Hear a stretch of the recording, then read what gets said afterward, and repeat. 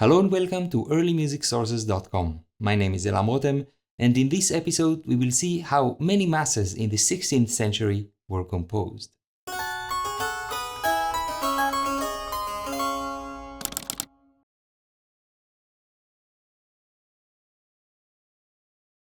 In another episode, we showed how composers sometimes borrowed musical elements from existing pieces in order to compose new ones. While this wasn't so common generally, it was extremely common when writing music for the mass. In this episode, we will see an example of how it was done, and how some Renaissance writers explained it. To start with, we have to talk about the musical element that late Renaissance composers used as a starting point for their polyphonic compositions, something they sometimes called the subject or invention. Let's start. When we refer to a subject nowadays, we mostly refer to a specific melody, as in the case of a subject in a Baroque fugue, for example. For Renaissance musicians, however, the term subject was much broader and could have referred to various things. Zarlino explains, "The subject of every composition is that part upon which the composer exercises his inventiveness to produce the other parts."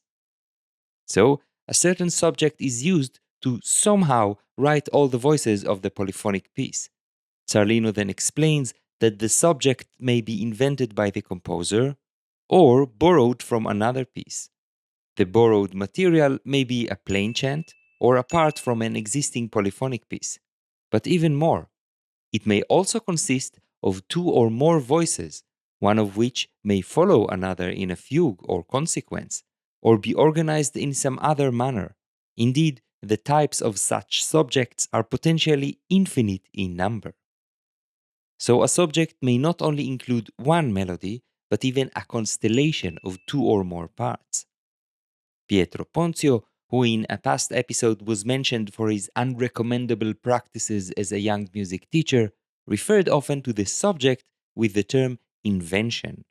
In regard to borrowing subjects from existing compositions, he explains that when one finds a piece similar in figures and intervals to one by another composer, the borrowing composer would be considered a man of little ability and of no value, unless it were a case of imitation in a mass or ricercar, in which case the composer is permitted to borrow the inventions and harmony from the other composition. So, when writing a mass or a ricercar, it is considered okay to borrow subjects from external sources, however wide the definition of a subject may be. Going back to Zarlino, he explains in more detail how it is in fact the custom of composers to base their masses on a subject. The subject may be as abstract as a series of solmization syllables. It may be based on some chant melody, which was extremely common, but the subject can also be extracted from an existing polyphonic motet. In this publication from 1540, for example, there are masses cum suis motetis, with their motets. After each mass, the motet on which it was based is printed. Such a direct presentation of the connection between masses and their source motets is not common. Normally, the source material is only expressed in the title of the mass, and we may or may not be able to find its source inspiration. Now, not only motets were used as source materials for masses, but also cheeky secular pieces. It seems that by the middle of the 16th century, it was common enough of a practice for Vicentino to rant about it. Some compose a mass on a madrigal, or on a French chanson, or on a battaglia, so that when such compositions are heard in churches, they make everyone laugh, as if one were in a theater where it is permissible to perform every kind of ridiculous and lascivious music of jesters. Vicentino might have in mind masses like these, which are indeed based on secular songs that would otherwise never be part of a religious service. The church was of the same opinion as Vicentino, and as part of the Council of Trent, in 1562, the following instructions were given. In the case of those masses which are celebrated with singing and with organ, let nothing profane be intermingled, but only hymns and divine praises. They shall also banish from church all music that contains, whether in the singing or in the organ playing, things that are lascivious or impure. It's almost as if they were referring directly to our topic. Masses may include music borrowed from other religious material, chants and motets, but not anything from outside the church. However, like most bands, it didn't actually work, and the golden age of masses borrowing from secular songs had just started.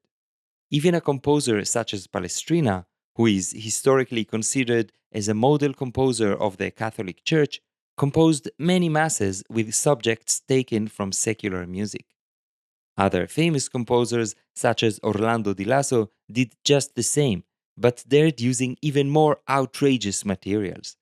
He not only took subjects from sweet love songs, but also French vulgar erotic ones. In one case, he composed Missa super je ne mange point de porc, Mass upon I don't like to eat pork, which is based on a lowbrow comical French song by Claudin de Sermessy.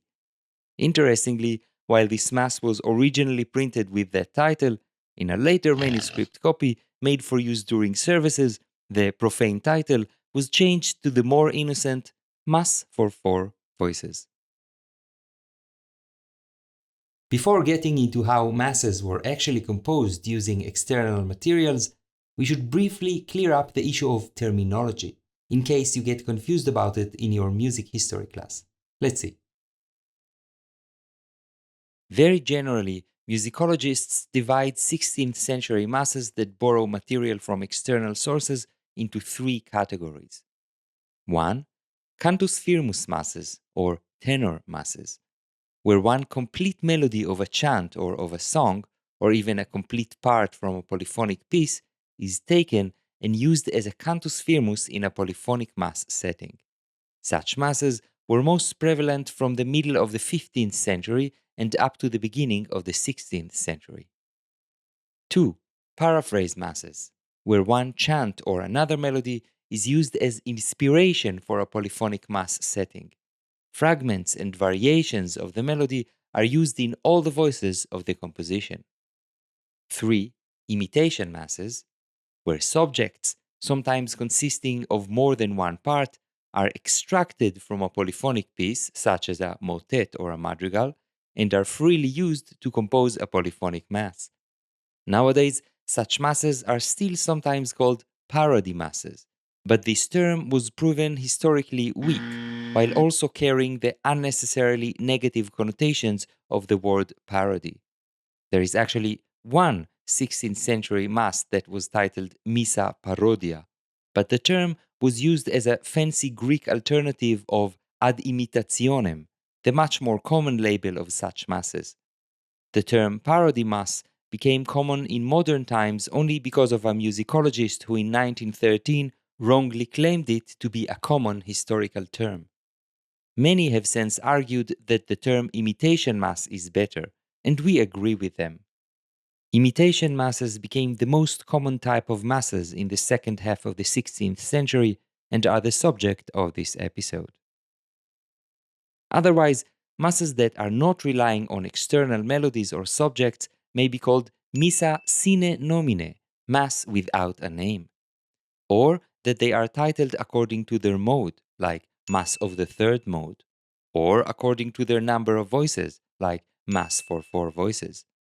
Lastly, masses that their subject is an abstract sequence of solmization syllables, their title will include those syllables, like Missa la sol fa re mi. Now that we have cleared up the terminology of the different kinds of masses, we can focus on imitation masses and how they were composed using borrowed material.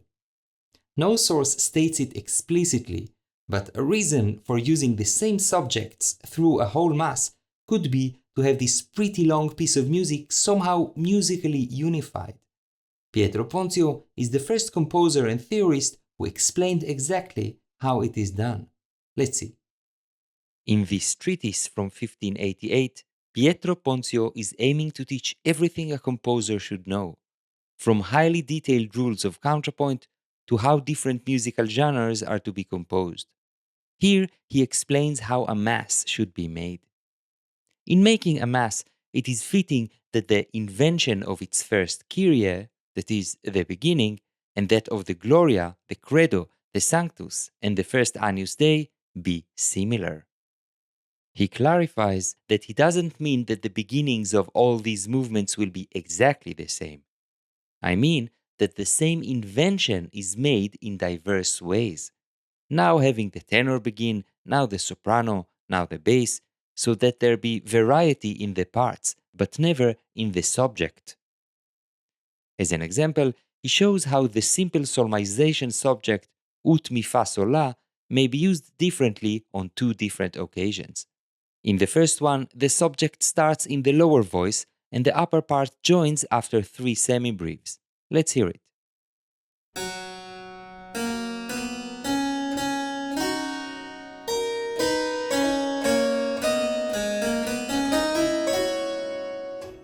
In the second example, the subject starts in the upper voice and the lower voice joins after two semibreves.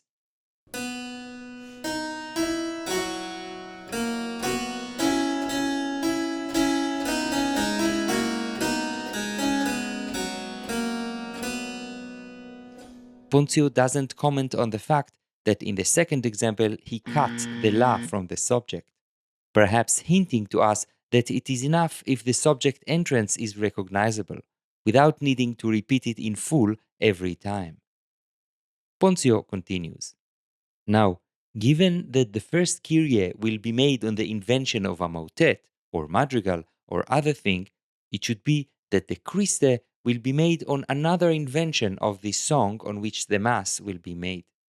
Of the final Kyrie, the beginning will be according to your will, but it is fitting that the ending be made on the invention from the end of the song.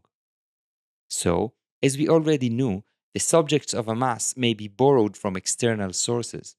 Here, Pontio is saying that we should take different subjects from our source and mirror their location in our Mass movements.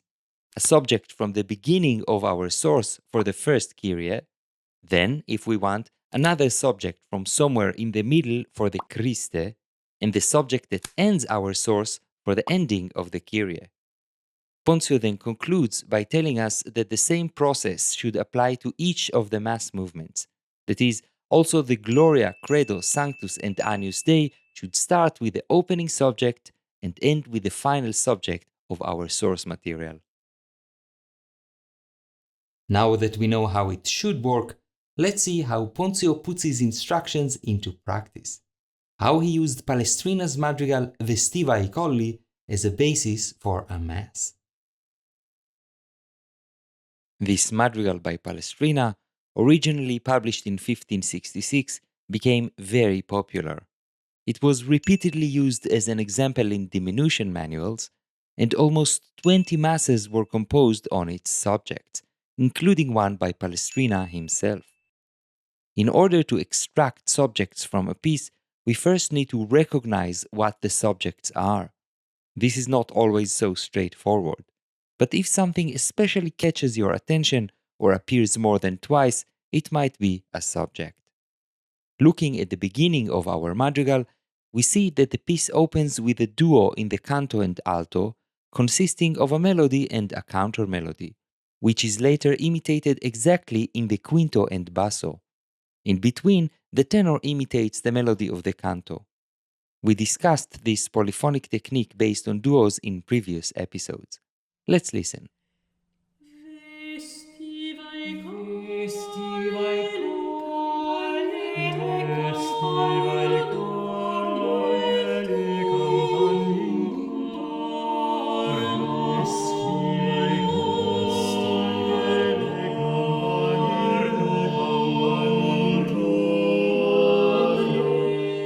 Now, let's see what Pontio did with it in the opening Kyrie of his Mass. He copied Palestrina's first duo, even if he shortened the counter melody.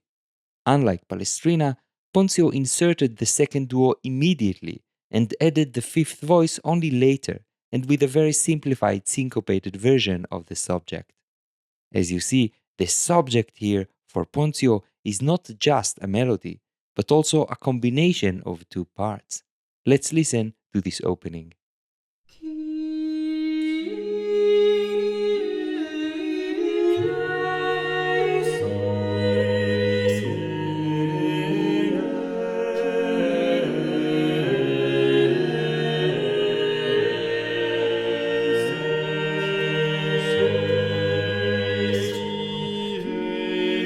Since this is the opening subject of the madrigal, it should be used as the opening subject of each part of the Mass. Let's see how it is used in the Gloria. In the canto, we see that the melody follows more or less the original one, but in the other voices, all that is left from our subject is a leaping fourth or a leaping fifth. One voice doesn't even use these leaps.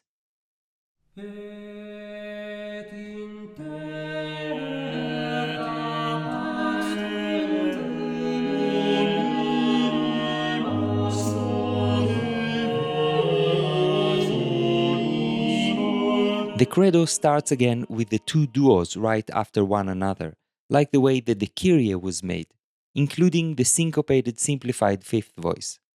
However, compared with the original subject, the voices here are reduced merely to their opening intervals, and then they continue differently.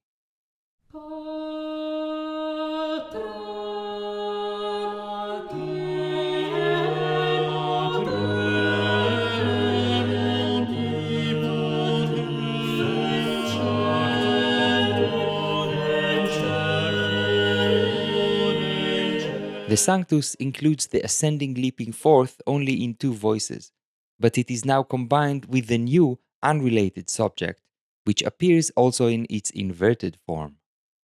Sanctus, Sanctus,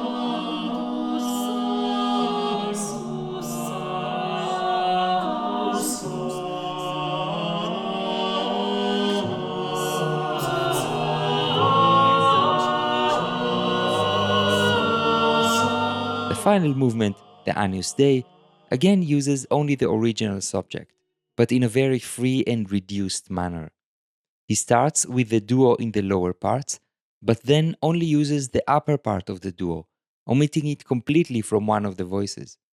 It seems as if in Pontio's view, presenting this duo in its most basic form was enough to recall the famous opening subject of Vestiva colli. Agnus Dei,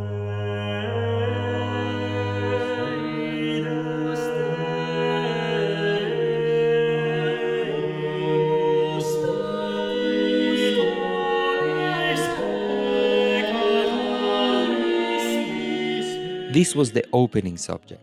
Let's go back to the first Kyrie and see how Pontio borrowed and rendered other subjects from the madrigal. The second text line of the madrigal is set like this.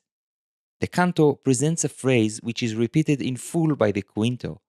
It may perhaps be that these were the two first voices to be composed before the rest were filled in.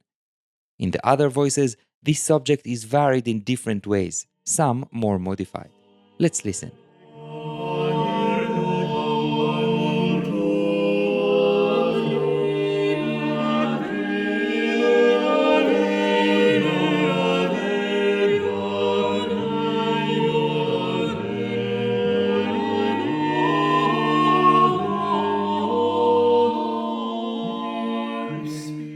Now, let's see what Pontio did with this subject. He copied and modified the alto, canto, and bass, maintaining their contrapuntal relationship in Palestrina's madrigal. The tenor doesn't have this subject, but rather states the opening subject of the piece twice in its syncopated variant. Let's listen.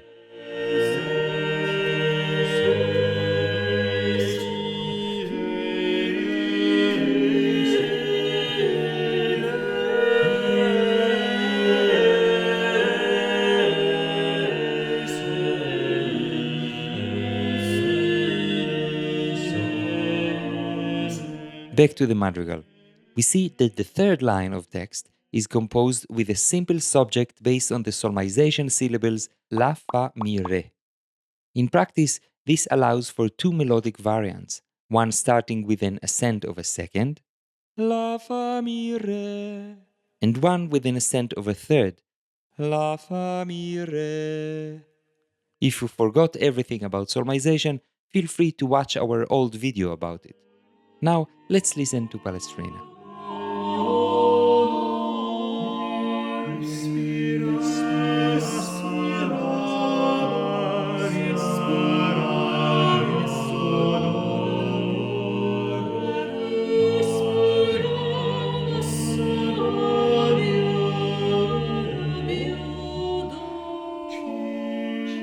If we look at what Pontio did with it, we see that he only used the variant with the ascent of a third. He copied the bass almost in its entirety, including the short imitation an octave above it. In addition, he saw the possibility of utilizing the beginning of this variant as a short stretto fuga in two pairs of voices.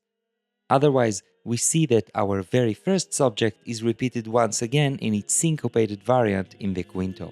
Let's listen.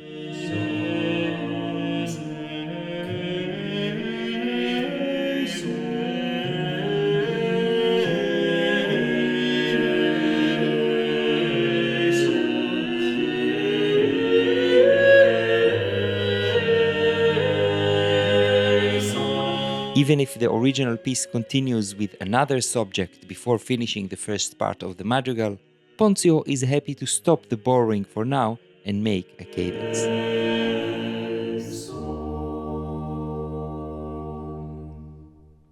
The second part of Palestrina's madrigal opens with this subject. As in the very beginning, it is made with a duo in stretto, first in the alto and canto, then imitated exactly in the basso and quinto, and in between there is a lonely tenor entrance. Let's listen.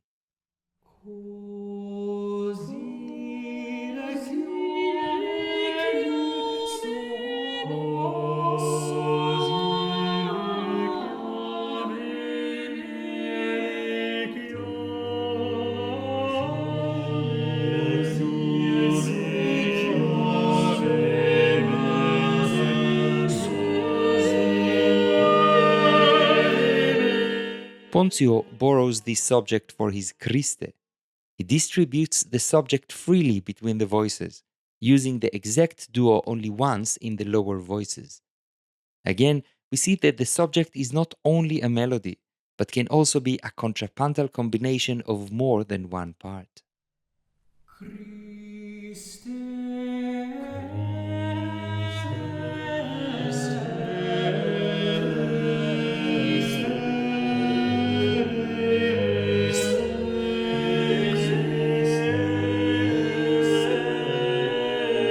While Palestrina goes on setting the text of the madrigal with new subjects, Pontio continues to use the same subject for the rest of the Christe, even adding a syncopated entry at the end as he did in the Kyrie more than once.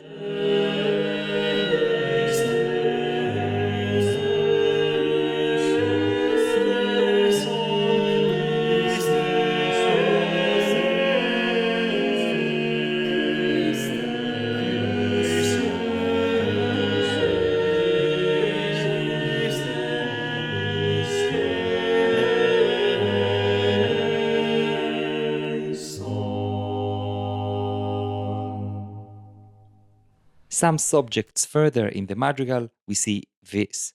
It is special because, for the first time in the madrigal, it is a moment where some voices speak the text at the same time, homophonically.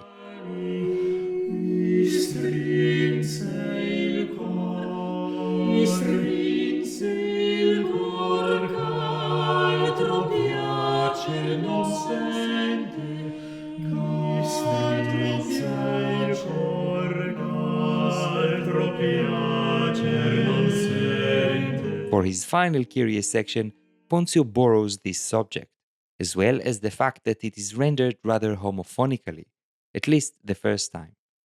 Again, we see that the subject might be more than a melody.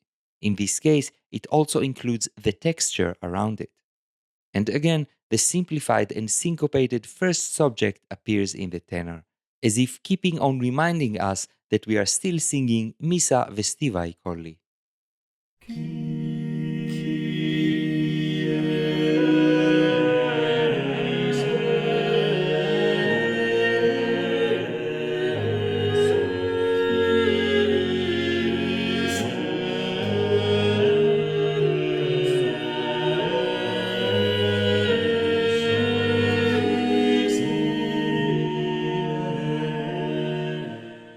Skipping another subject, we see a cadence to F, and a new subject that includes ascending a fourth in stepwise motion.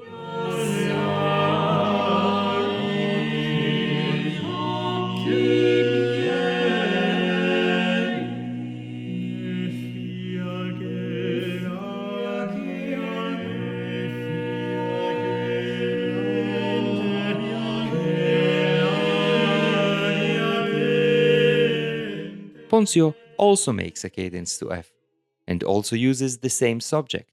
Even more than that, he really copies much of this progression literally. Just as in Palestrina's madrigal, this prepares us for the final subject.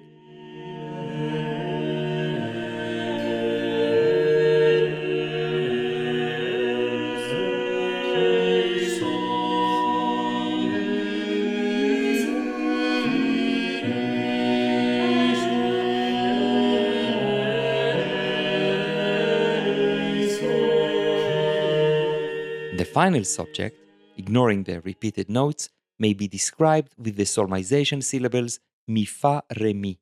As before, the section starts with two stretto duos with one solo statement in between. As is appropriate for a final section, however, the subject is repeated at least once in each voice before the final cadence of the madrigal. Let's listen.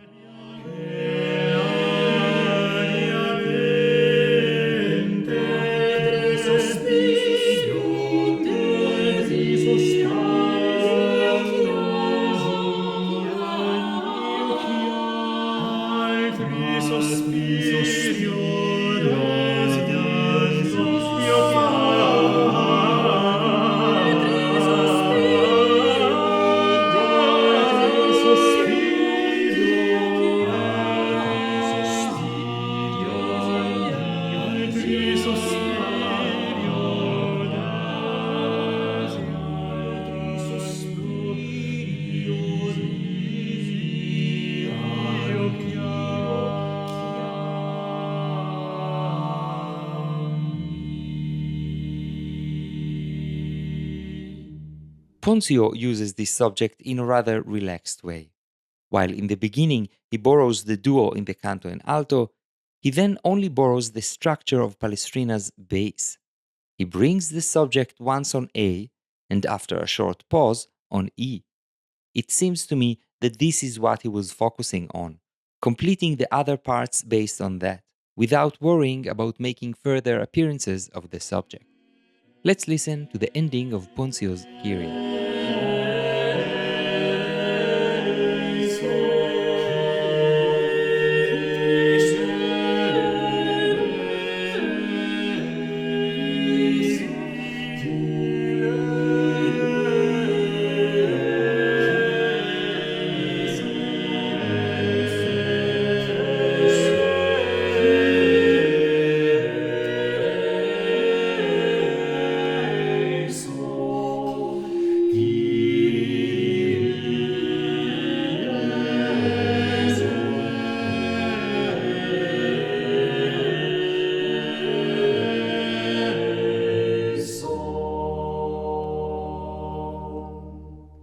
If we take a step back, we can see that the entire Kyrie Christe Kyrie mirrors the entire madrigal.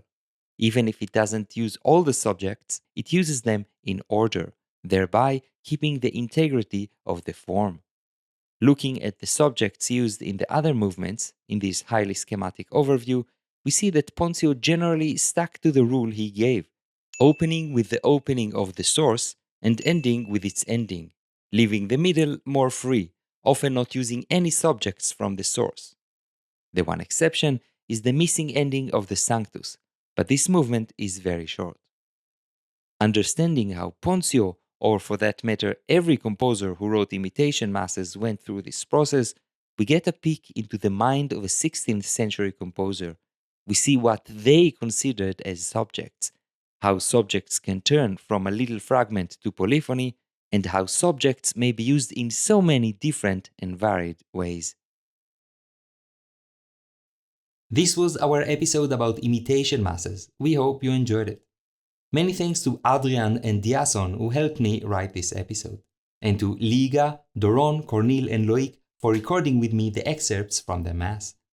This episode might be the first of several episodes dedicated to Pietro Pontio, as I'm now part of a research group that is working on new editions and translations of his writings.